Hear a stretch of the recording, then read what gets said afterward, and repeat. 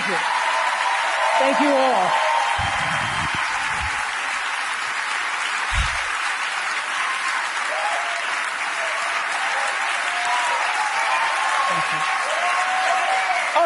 Okay. Thank you, Reese. In 1964, I was a little girl sitting on the linoleum floor of my mother's house in Milwaukee, watching Anne Bancroft present the Oscar for Best Actor at the 36th Academy Awards. She opened the envelope and said 5 words that literally made history. The winner is Sidney Poitier. Up to the stage came the most elegant man I had ever seen. I remember his tie was white, and of course his skin was black, and I'd never seen a black man being celebrated like that.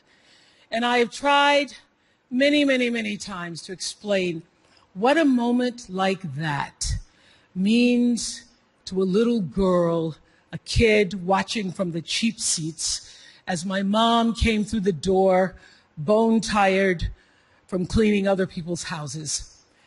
But all I can do is quote and say that the explanation in Sidney's performance in Lilies of the Field, amen, amen, amen, amen.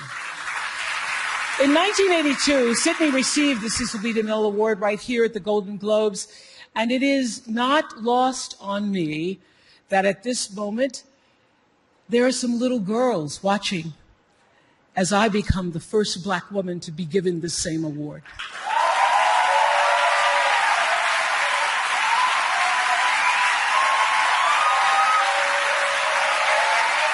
It is an honor.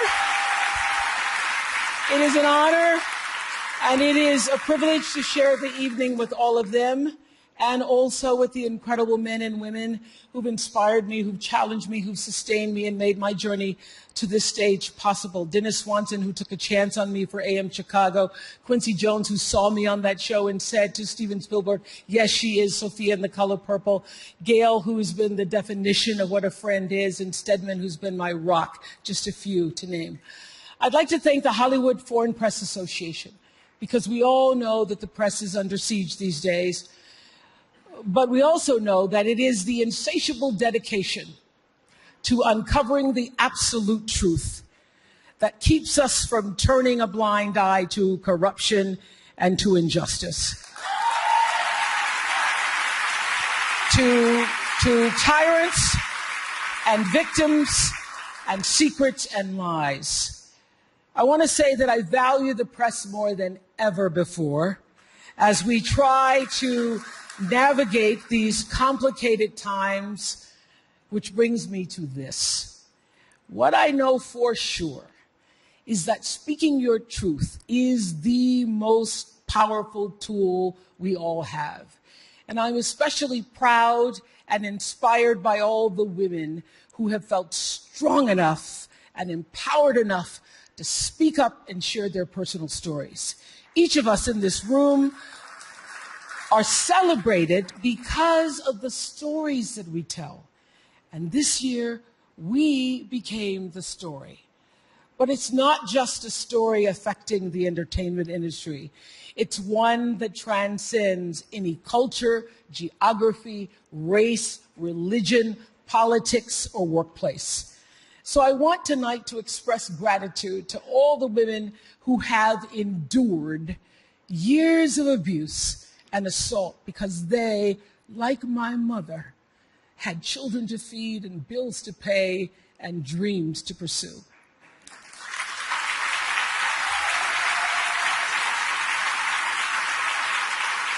They're the women whose names we'll never know. They are domestic workers and farm workers. They are working in factories, and they work in restaurants, and they're in academia and engineering and medicine and science. They're part of the world of tech and politics and business. There are athletes in the Olympics, and there are soldiers in the military. And there's someone else, Racey Taylor. A name I know and I think you should know too. In 1944, Racey Taylor was a young wife and a mother. She was just walking home from a church service she'd attended in Abbeville, Alabama, when she was abducted by 6 armed white men, raped and left blindfolded by the side of the road, coming home from church. They threatened to kill her if she ever told anyone.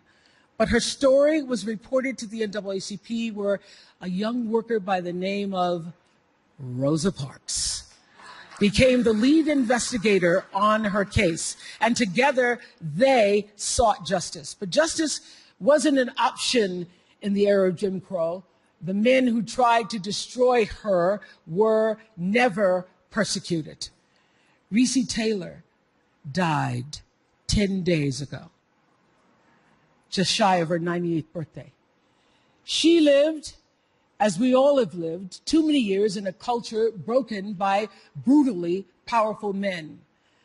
For too long, women have not been heard or believed if they dared to speak their truth to the power of those men. But their time is up.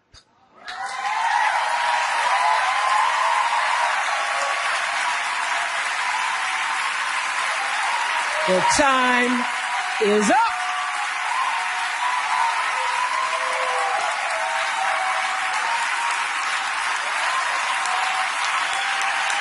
Their time is up. And I just hope that Racey Taylor died knowing that her truth, like the truth of so many other women who were tormented in those years, and even now tormented, goes marching on.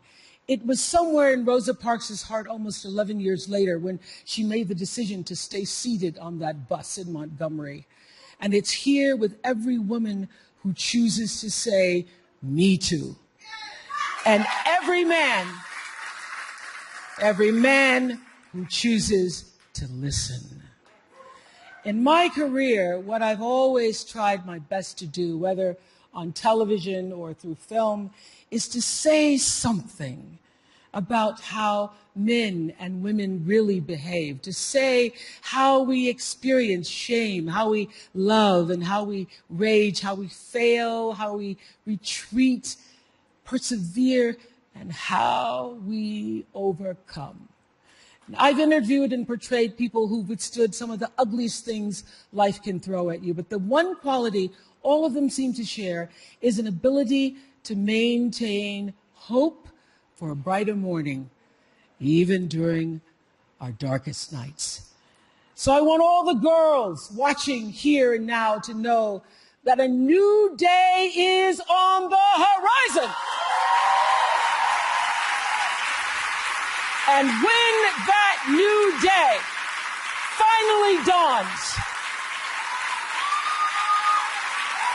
it will be because of a lot of magnificent women, many of whom are right here in this room tonight, and some pretty phenomenal men fighting hard to make sure that they become the leaders who take us to the time when nobody ever has to say, "Me too," again.